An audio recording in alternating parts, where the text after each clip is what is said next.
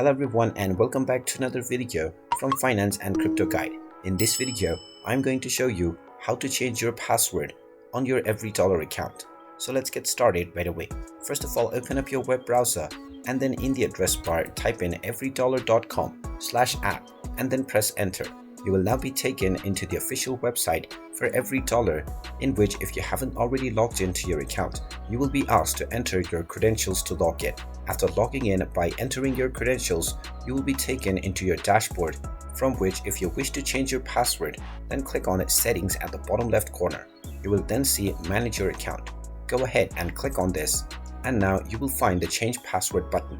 Go ahead and tap on Change Password, and you will be asked to enter your current password first. Just type in your account password that you currently use to log in and then click on Verify Password. You will then be allowed to enter your new password.